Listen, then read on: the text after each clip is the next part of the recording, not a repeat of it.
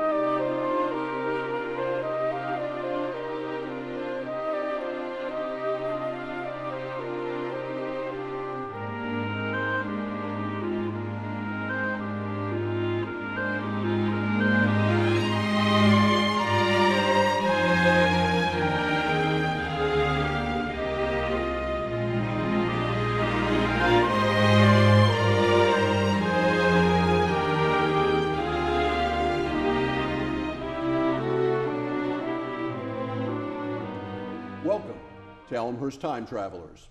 I'm Ken Bartels, your host, and we're here at the Churchville Schoolhouse, 1846, and we've been doing Time Travelers here for several years now, a wonderful asset to the city of Elmhurst.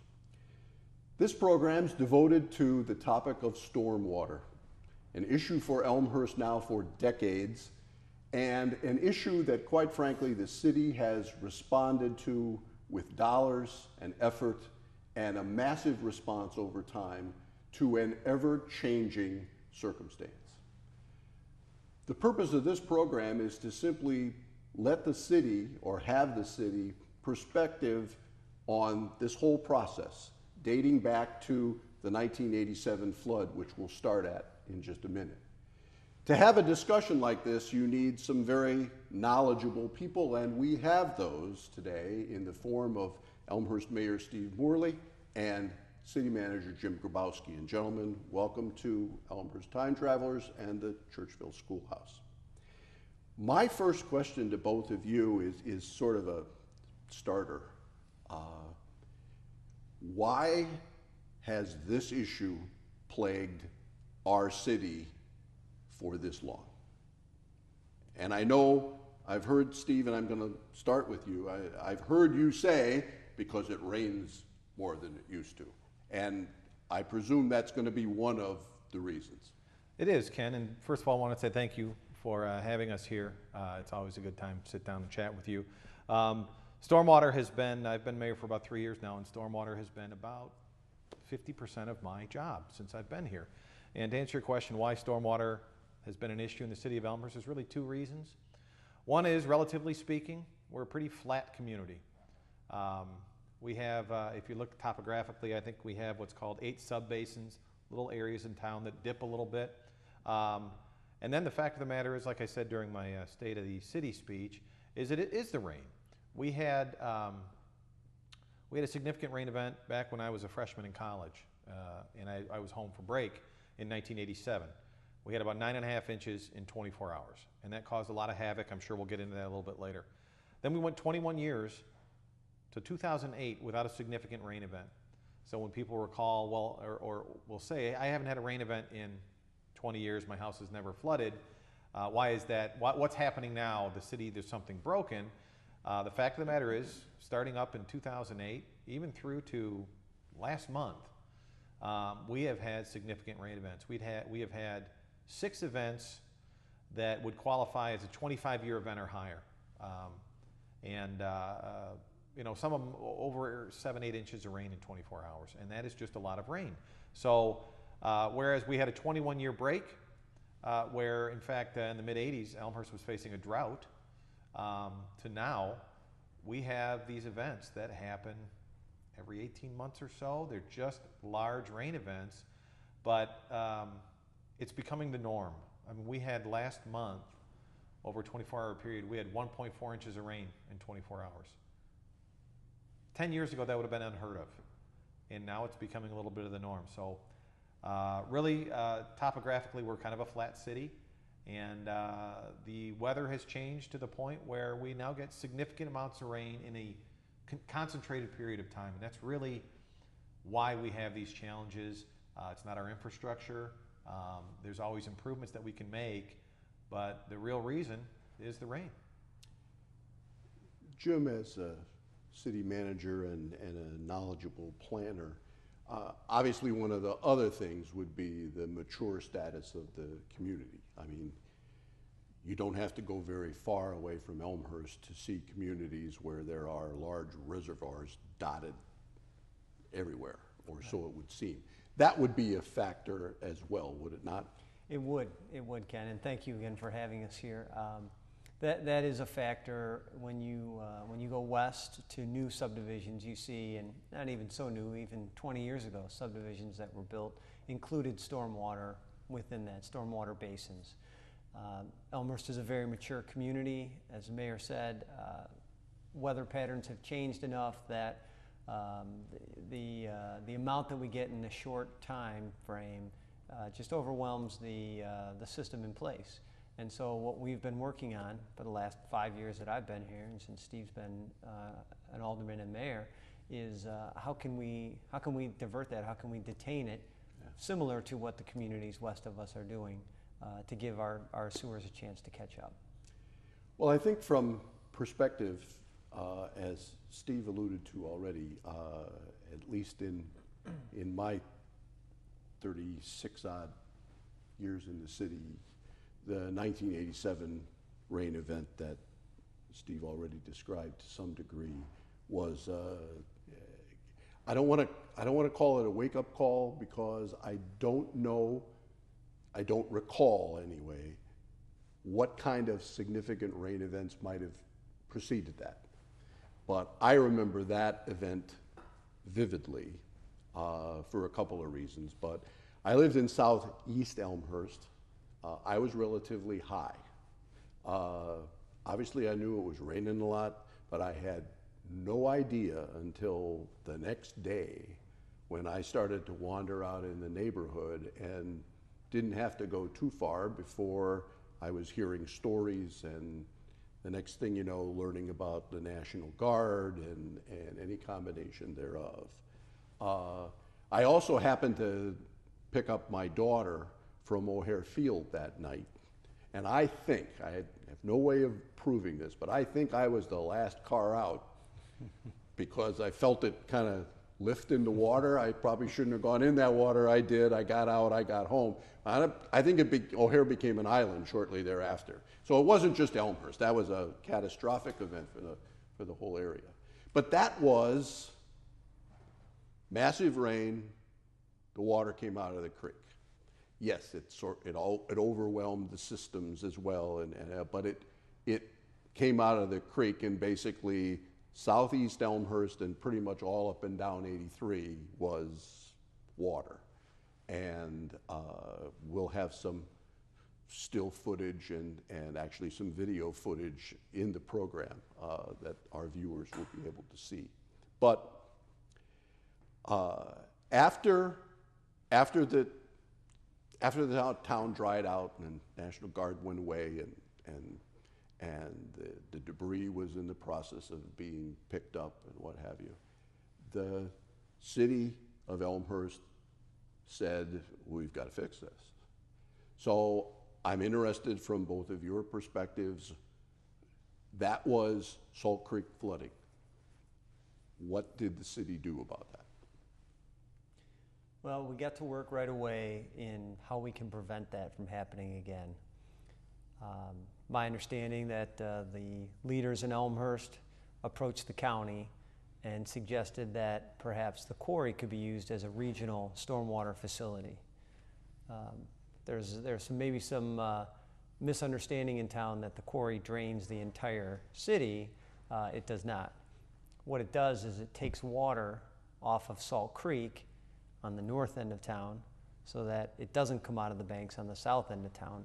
In addition to that, we built a levee all along the east bank of the creek to make sure that it stayed within that from here on out. And up until today, it has worked and it has done exactly what it was designed to do.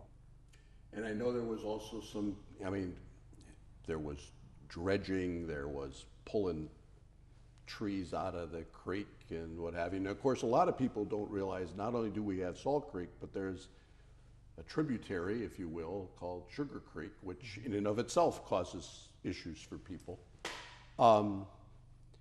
So basically, a plan was put in place whereby the creek would stay in the creek. The water in the creek would stay in the creek. Now, from an Elmhurst perspective, that sounds horribly logical, but I have to, and maybe the folks upstream thought that was a good idea too. How did that get sold to places like Oak Brook and Hinsdale? Well, I can tell you it was a pretty massive effort. I was here at the time, a young kid. I actually went, my college roommate grew up in town, and he lived over on Hawthorne. I remember specifically going, you have to remember at this time, there's no cell phones. For the most part, phone coverage was very spotty. So right. You went out and you explored to see what was going on. And that whole part of town was underwater. It was. And people will recall it was the creek that overflowed, but we had 9.5 inches in that rain event. So really all of Elmhurst flooded. The part that remained flooded was the south end of town for a significant amount of time. So we were faced with two issues. There was a massive amount of flooding in town, and then we had this overflow of the creek. And while it was a great idea to somehow work with the quarry, we have to remember that it was privately owned at that time. And not only was it privately owned, the DuPage County, which has 31 or 32 municipalities, they have a responsibility to all of their communities. And this project that was being pushed was taking a significant amount of those dollars of all of those communities that contributed. So there was a massive communication effort about how this quarry, although it sits in Elmhurst, and certainly Elmhurst would benefit, how it did help the whole watershed. And ultimately, obviously, it was agreed upon. There was folks at the county who fought it pretty hard. But ultimately, I think the right thing was done. As far as communities down south, you know, we had to show modeling. There had to be modeling shown that said, you're going to have, I think it's 8,000 acre feet. Is that what it is? Yes. The quarry, 8,200 acre feet of storage. So if operated properly and designed properly, Oak Brook and Western Springs and the folks south of us shouldn't have an issue. On top of that, for us to add, in some places, over 4 feet to the freeboard above the creek, we really had to prove to Army Corps of Engineers, DuPage County, and really all of the communities affected that it was an improvement for everybody. And it was a massive effort. It took years and years and years and millions of dollars. But as the city manager said, it has worked every time. It keeps the creeks in its banks, and the county, I know, points to the quarry a lot as one of their bigger success stories when it comes to handling stormwater. With the exception of the quarry, the millions and millions and millions of dollars were Elmhurst taxpayer dollars for the most part? Some dollars. I do know we did get some federal money. Okay. I don't know how much. Sure. I was talking to the previous mayor, Tom Marcucci, about this a little while ago, and obviously we were getting money from everywhere. And one of the things that we did do is, while I said earlier that the infrastructure is not the problem when you have that amount of rain, every opportunity we have, we dig up a street, we're putting in new infrastructure. I mean, some of the pipes in town are over 100 years old. And I know that as part of the entire system that got overwhelmed in the south end of Elmhurst, there was some larger stormwater sewers and stuff put in there. Not that, you know, the difference between a 48-inch pipe and maybe a 72-inch pipe, it looks big. It can't really convey that much water, much more. But when you have the ground open, you put the biggest pipe you can in. The other thing that was a big part of that project is there was very specific modeling done that Elmhurst, the bottom 2/3 of Elmhurst runs toward Salt Creek. So our system runs toward Salt Creek. We are allowed to put our stormwater into the creek, but only at a certain level. And we had a couple of pumping stations before '87. Well, part of that entire rebuild included a massive restructuring and additions of some of the lift stations and pumps that when we have a rain event actually put water into the creek. But again, that's a very specific calculation. There's a very specific allotment because 50 years ago it was the Wild West. You were next to a creek, you built up your levee as big as you wanted, you poured water in, and the folks downstream for you had to deal with it. So we have a pretty sophisticated system. We have worked very well to show our neighbors that we do no harm. And it's something, and we have redundant, power supplies to all these along the creek. So it's a massive undertaking. I know it's something that almost every other year during Tom Marcucci's reign, he was putting in a new pump station with new lifts and new motors and backup generators and stuff like that. So it's a problem we've been working on for years. Oh, absolutely. And as I said, part of the rationale for this program is to reinforce with folks that this is a community that has attacked this problem, attacked it vigorously in every way imaginable. We're not going to name communities, but we could, that pretty much take the position, it rains that much, there's going to be a problem.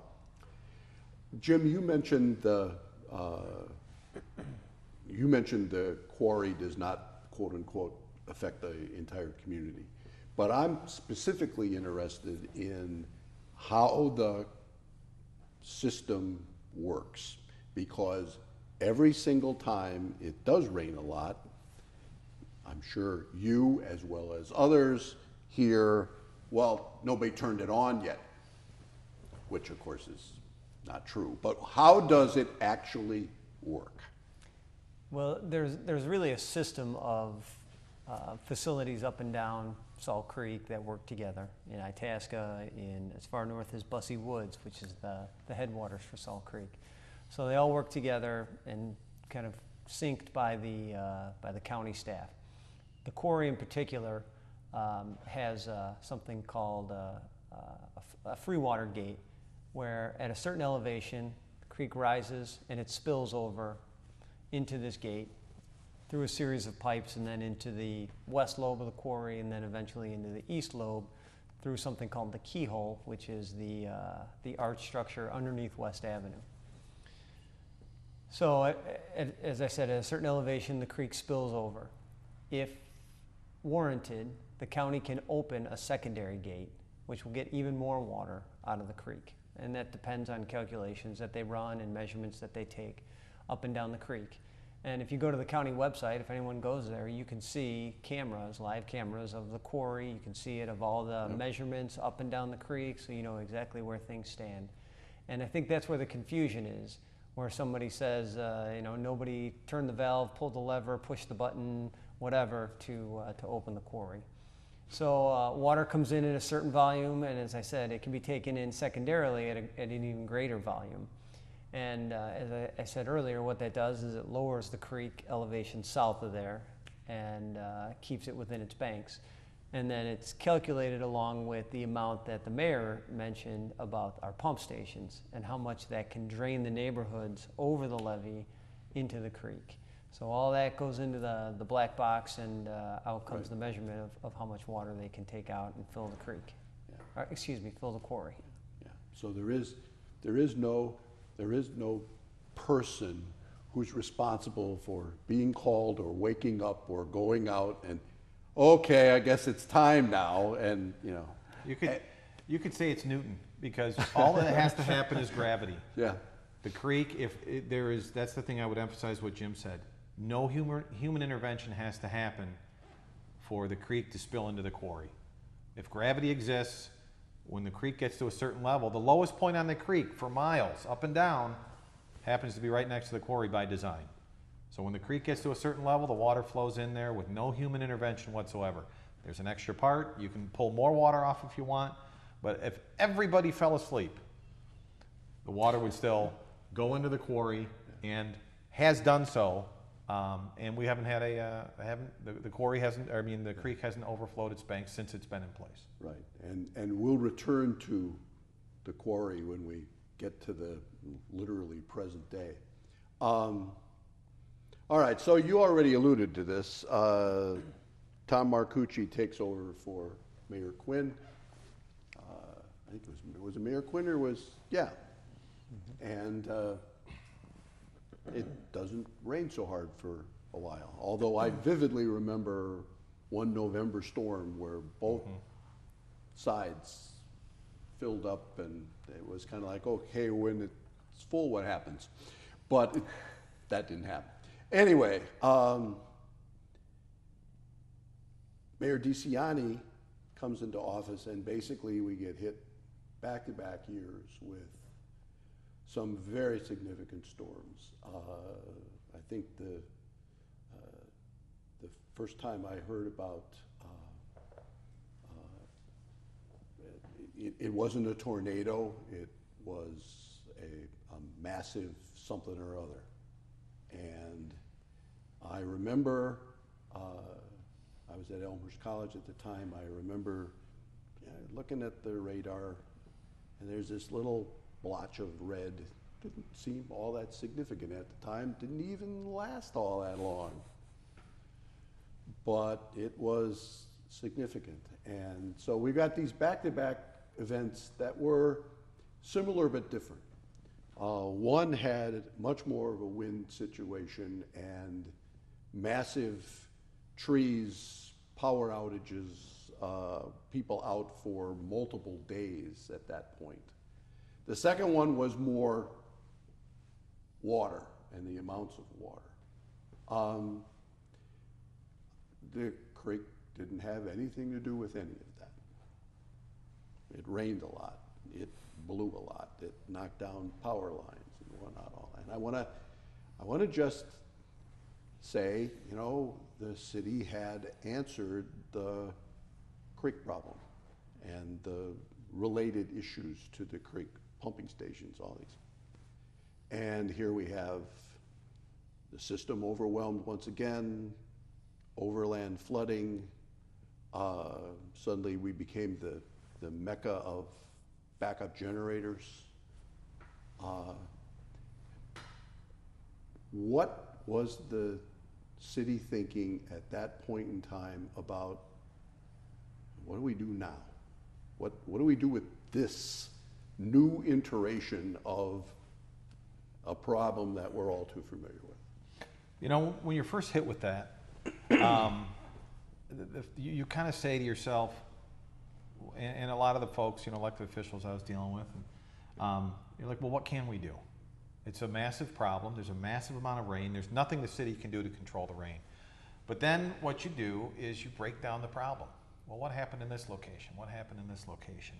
I mean, we had parts in town where you have almost an 1.5 inch difference in rainfall. That's how crazy these rains have become. And ultimately, and I joke about this, but Mayor DeCiani hired, or went out and found, the city council hired, a guy named Christopher Burke Engineering. And he's the stormwater guru of DuPage County. And I always joke with him, is that, you know, most kids want to grow up and be a fireman when they're little. He wanted to be the stormwater guru of DuPage County. But that type of person exists. This firm, this is what they do for a living. They analyze the problem, they come up with solutions, and the fact of the matter is that they're not easy solutions. But that's step one, and you learn that when it comes to working in a municipality, and a big municipality like the city of Elmhurst. It's almost like steering a barge on a river. It's not going to turn very quick, and you better have a plan. And the fact of the matter is we didn't have a plan. We had smaller plans. We had this, we had that. But technology changes, experience. As communities go through these flooding challenges, they do certain things. And these certain things that I'm talking about are millions of dollars, so you don't take them lightly. So I know that we had done previous studies in the past of what we could do, but in 2010, after those massive events, we ultimately worked with Christopher Burke to get the latest and greatest and best plan that we could. And as you mentioned before, we're pretty much landlocked. We have small areas in town that are green space, but they're schools or parks, where it's not Naperville or Plainfield or something else, where you've got a third of their developments are dedicated to stormwater. So, you know, Mayor Marcucci used to say, I'll mention his name a couple times, how do you eat an elephant? One bite at a time. And that's really what we started with. It's a massive undertaking. It's 2016 now. That flood happened 8 years ago. Mm-hmm. We started the study a year and a half after that. I mean, just to get the right guy in there and spend $1.5 million on the study is no small task. And you pick away at it. Every drop counts, and that's what we've been doing. So it's a lot of hard work. We're going to go to break. When we come back from break, I want to talk about a side issue, but a related issue called Commonwealth Edison. And then I want to talk more about what's going on right now, which is, again, another perfect example of how the city of Elmhurst is working hard and diligently to attack this problem for its citizens. So we'll be right back. This is Elmhurst Time Travelers. We're going to take a break and come back with Mayor Morley and Jim Grabowski.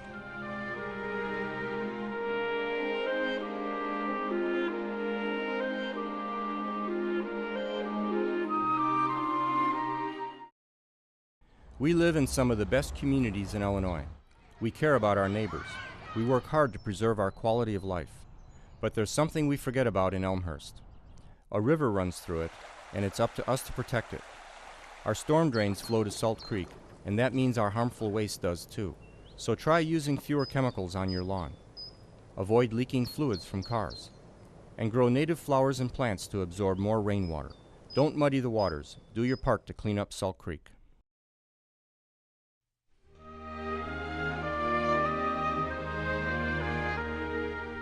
Welcome back to Elmhurst Time Travelers. We're here with Mayor Morley and City Manager Grabowski, and we're talking about stormwater. Not necessarily the most pleasant thing to talk about, but since we spend so much time dealing with it, we might as well talk about it. Before we went to break, Commonwealth Edison was not only part of the issue at some point in time, it also, in my world at least, has become part of the solution. The city, in addition to doing all that it was doing with stormwater issues, also started to reach out to Commonwealth Edison in a more proactive way, saying, excuse me, but we can't lose power like this. It's just not normal. It's not right. There's something. And I have to say, and I'm looking at Jim because I'm assuming you have statistics to back this up. If you don't, then it's on me. But I now get the impression we don't lose power much anymore. So how is that happened? You're right, Ken, and statistics do show that. We get an annual report from ComEd that shows number of outages, duration of outages, and we have seen that drop off significantly. And you were pretty kind when you introduced the topic. We were very forceful with ComEd, is how I'd put it. I started in 2011, and in fact, I think a week before I started was one of the big windstorms. And I recall watching one of the news programs, and there was a reporter on the corner, and I said to myself, please don't be in Elmhurst. And sure enough, she said, here I am in Elmhurst, and a big tree toppled over. So I knew it was... On cue. It was already down, actually.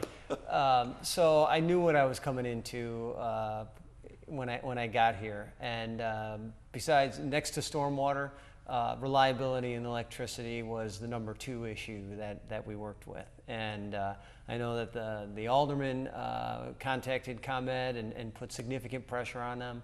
I went to meetings with ComEd. Mayor DeCiani was able to bring the leadership from ComEd to City Hall and sit down and talk with them.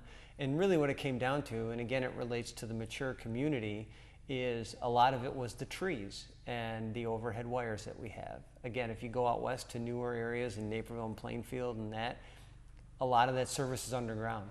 Not affected when a windstorm comes through. We have old trees and we have above ground wiring, and when those old trees go, they tend to take down those wires.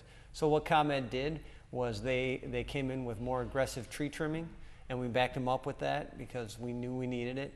And then they also made infrastructure improvements. And not only was it new cabling, but it was also the smart grid equipment that switches the circuits so that electricity can come in the back way instead of through the primary feed.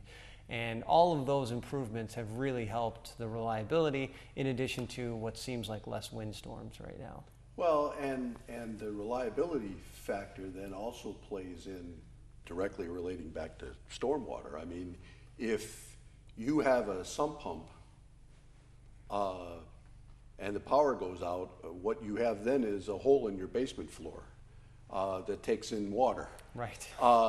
So that power reliability was once again a city worked on problem that has gotten remarkably better. So switching gears again, not completely. Christopher Burke comes on, does his studies. Studies may not ever be completely done, I guess, but does his studies. What is the initial report from Christopher Burke say? In a nutshell, it says that you're an older community, and not older in terms of infrastructure, but you're a mature community and you don't have a lot of space. You're a flat community. You don't have a lot of open space. As I said before, you point to other towns that have expanded. If you're a town out west and you annex a farm, and you're planning a subdivision, you can plan for this stuff. Right. Well, that's one of the things that they pointed out very quickly, is that we didn't have that. A couple things, you know, they mentioned infrastructure, they mentioned the electricity and that infrastructure, how that really was aging and needed to be helped.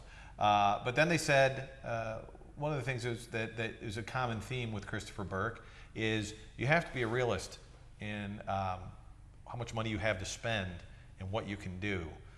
If you have enough money, if we had a checkbook with $125 million in it right now, we'd probably be approaching things a little differently. But what they basically said in the report is you need to utilize open space where you can. Now, because you're a mature community, you might have open space, but it also has to be near the places that are flooding. So what people don't understand, it can cost well over $1 million just to take a pipe and run it 6 blocks. So you might say, well, hey, there's a soccer field over there, there's a school over there. It might take $4 million just to run the pipe to get it there. And so you have to utilize areas, open space, that are near places that flood. The closer the better. And they also pointed out that utilizing those open spaces by a factor of about 5 to 1 from a cost standpoint is really what you want to do. So, for example, one of the projects we're working on, we'll get into this, but one of the projects is at a park, and we're taking that an area of that park and we're lowering it about 6 or 7 feet. So it's just a gentle hill, but the cost of that, I want to say, is about $1.8 million. If you had to store, and it's going to be 11 acre-feet of storage, if you had to store 11 acre-feet underground, it would be $15 million. So that's one of the other thing that Christopher Burke's report impressed upon us is there's a lot of solutions out there. It's how much is it going to cost you to get there, and you have to be fiscally responsible. We have to be fiscally responsible with the dollars we have, but be responsive to the residents' needs. And I think we've struck a pretty good balance. I want to talk about the number of specific projects, but a question just came to my mind that the two of you are absolutely the ones to answer. Everybody in Elmhurst doesn't flood. Have you had any significant commentary from Elmhurstonians to the effect of, I don't want to spend all this money, as I don't flood. I did my homework, I did my research, I'm on a street that has like hill in the name or high in the name, which is topographically influenced when they name the streets. I mean, has there been anything like that from a civic perspective of substance? I don't mean no one, because I know it's not no one.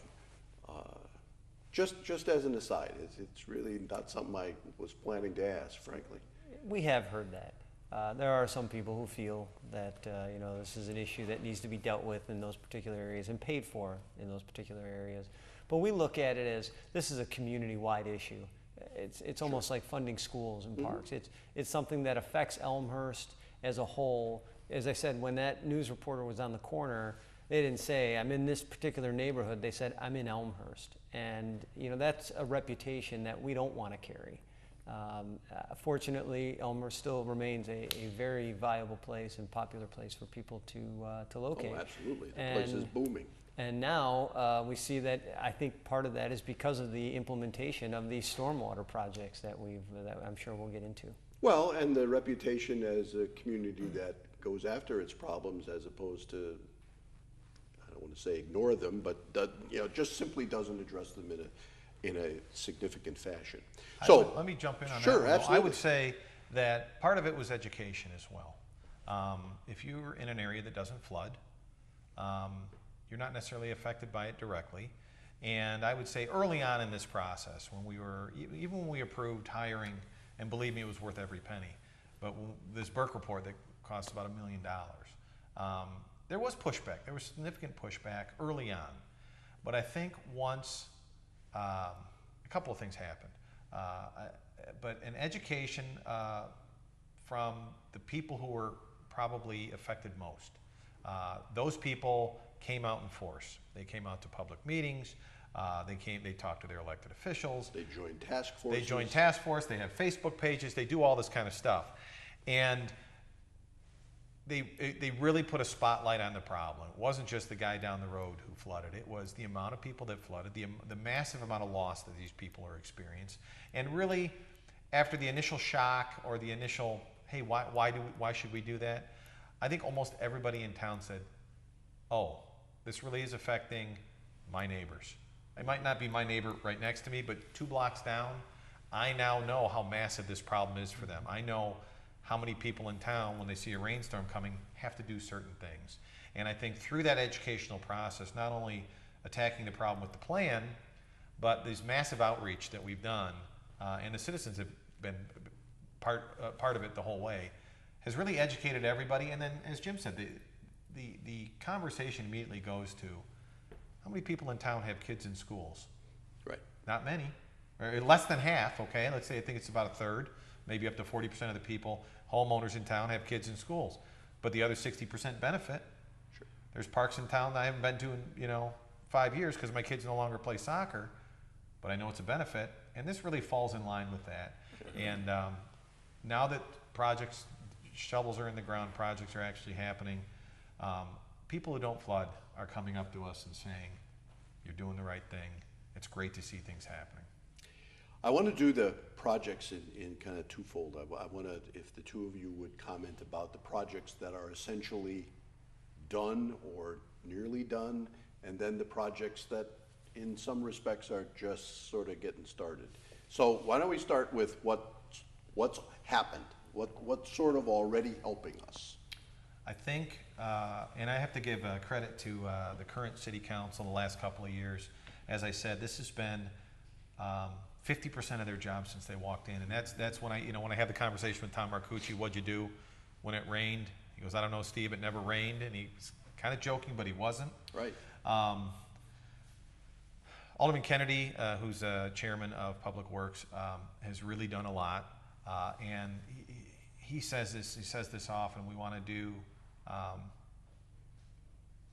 the most cost-effective project that'll help the most amount of people in the quickest amount of time. And that's kind of been the priority of that committee, which is where everything starts, and the council has taken the lead from that committee.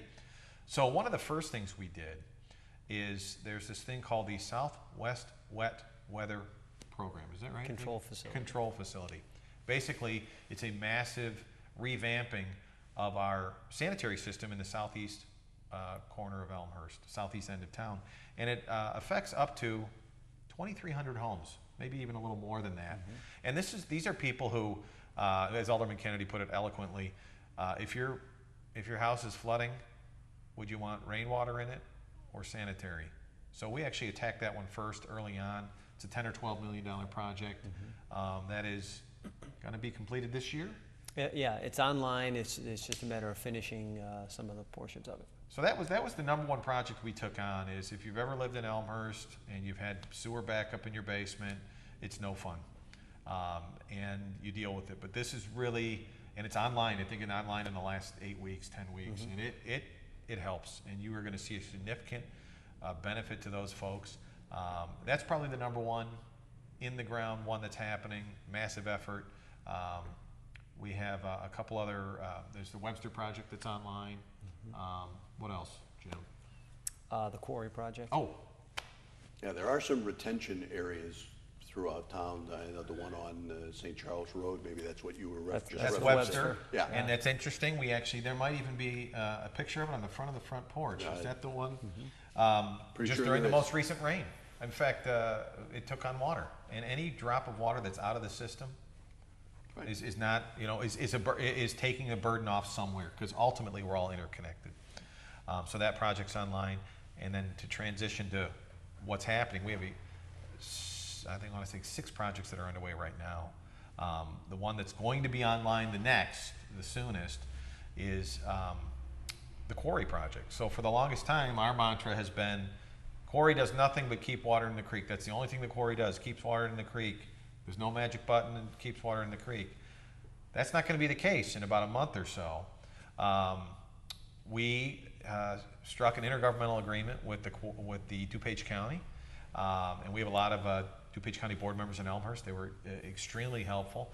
We went from conversation to contract in about 3.5 months, and they are allowing us, DuPage County is allowing us to build an infrastructure and take an area in town that has a problem of 20 acre feet. So 20 acre feet, an acre foot is a measurement of water. It's 320,000 gallons of water.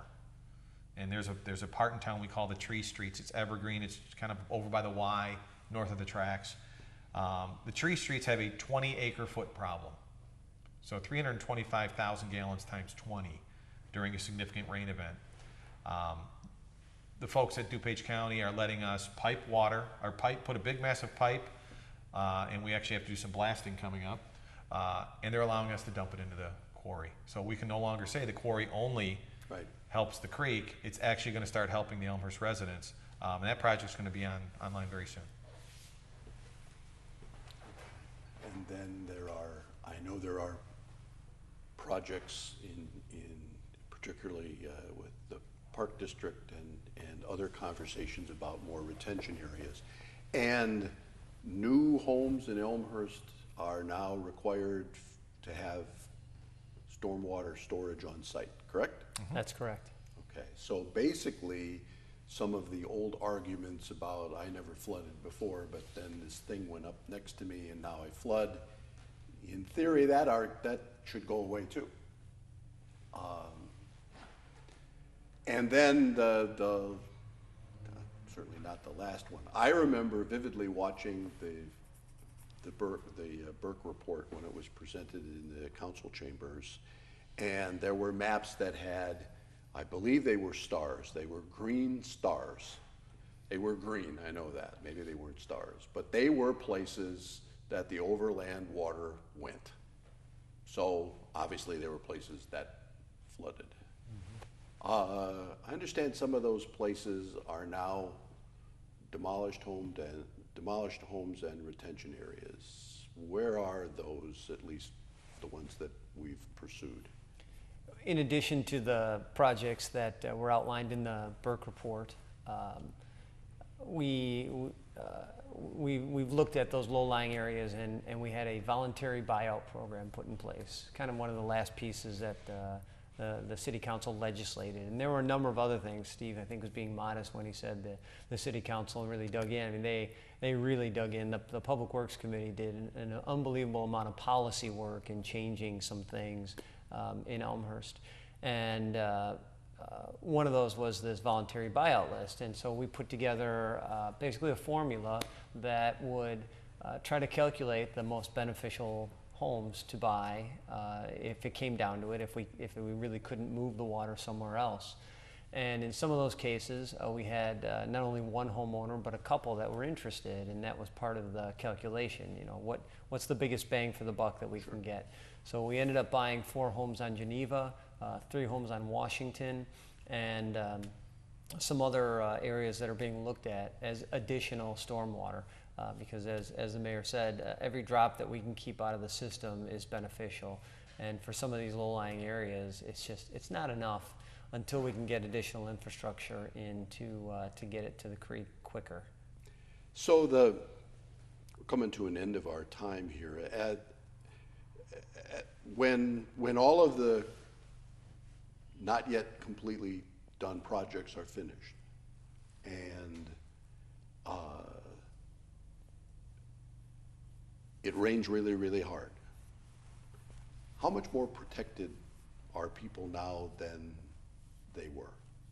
I don't mean percentage. I don't mean, in your own minds, how much of an effect what's the cumulative effect of all these things and all these dollars? And I believe me, I understand whether it rains this much or rains, I get that part. But you talk about 25-year rains and 100-year rains and whatnot. There are going to be people who are not protected in one and protected in another, and I get that. But obviously we're not done when we're done. So How should people feel about all this? You know, I think one of the things that people should take away, hopefully are taking away, is that we're not sitting on our hands, that we're working as hard as we can to address this problem. At some point, and with council direction, we had to work with the engineers and pick a level of where we wanted to address. So the city council and public works department said 100-year event. We're going to take a 100-year event. That's a government measurement of something that a storm event that's supposed to happen once in 100 years, or it's the 1% probability. 1% probability. Now, we've had 6 or 8 of them in 8 years, so you know they're the norm now. I don't call them 100-year events now. I just kind of call them the norm. But here's what I'll say: in the Burke report, the number I think is 121 acre-feet. That's Elmhurst's problem in a 100-year event. We have got some pretty big projects coming online in the next year, year and a half. So it's elmhurststormwaterplan.org, I think is the name of our website. We have a website dedicated just to this. And you can go on there, you can find your little part of town, and you can see what project affects your part of town and where it is in the progress. But we have got some significant amounts that will be taken out of the system when these projects are completed. So we've got there's a Golden Meadows project that takes, I think, 12 acre-feet out. There's York Commons, which takes out 11 acre-feet. We're going to be digging a hole, putting in a project, one of the cloverleafs up at the 294 where the new That's Starbucks also in the is. front porch, right? That's 18 acre-feet. The Tree Streets is 20 acre-feet. Add that up, we're getting close to that 121 acre-feet. So I think it's significant, Ken. I think you're just seeing the beginning of it. Policy, we attacked the sanitary system because that was the one that we felt was most urgent. Policy was one, so every home now in town.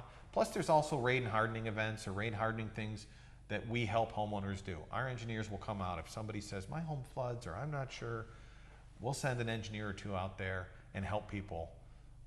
You know, there's certain things that homeowners can do to protect themselves. So it all adds up. When we have, I mean, a good example would be this one that's at 290, that's going to be 18 acre-feet. We've got a pretty big problem during rain events with York Road flooding right where 290 goes across, and that's a big safety issue for us. We have a fire station right there. We have ambulances that need to get up there, and to be able to put in place 18 acre-feet of storage right next to that problem is fantastic. I mean, it just opens up emergency services. I mean, we literally have boats in town for emergency services. I'd rather send ambulances. So to answer your question, I think it's significant. I think that in the next 3 or 4 years, I think we have 4 or 5 right now, maybe 6, that shovels in the ground today or before the end of the year. You're going to see that number that's 121 acre-feet. We're going to be well over 50% of that. And I think it's going to show.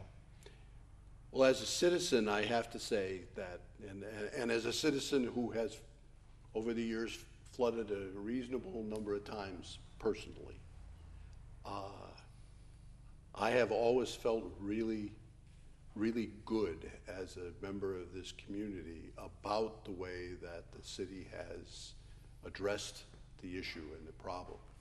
And I think in, if you will, the modern society where there is almost every single day reasons to doubt government at one level or another, I think the city's response to this problem in this community is a pretty doggone great reason to have confidence in government, not only right now, but whatever we face down the future. So I thank you both for joining me, and the schoolhouse has enjoyed our conversation, I think. This has been Elmhurst Time Travelers. I've been with Mayor Steve Morley and City Manager Jim Grabowski. I'm Ken Bartels. We'll see you again.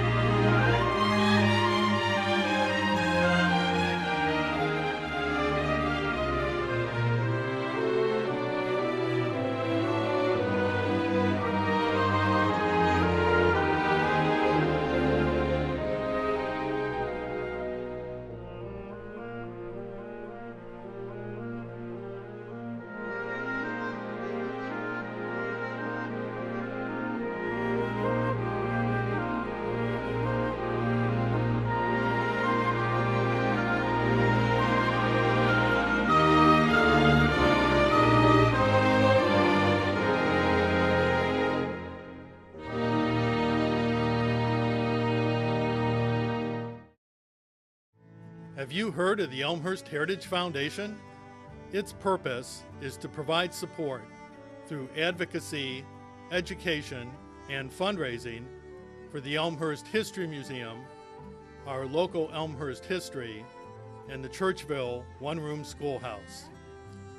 Established in 2007 as a nonprofit organization, we initiated an endowment fund and raised funds to complete the renovation of the historic Churchville schoolhouse. We conducted a capital campaign to develop the new exhibit, by all accounts, The Story of Elmhurst, at the History Museum, and we continue to provide financial support to enhance exhibits, programs, and events at the museum. Yes, we feel strongly about our mission and encourage you to become a member or donor of the Elmhurst Heritage Foundation. Please call or go to our website for more information to learn about the benefits of becoming a member or donor by investing in our town, our history, our heritage.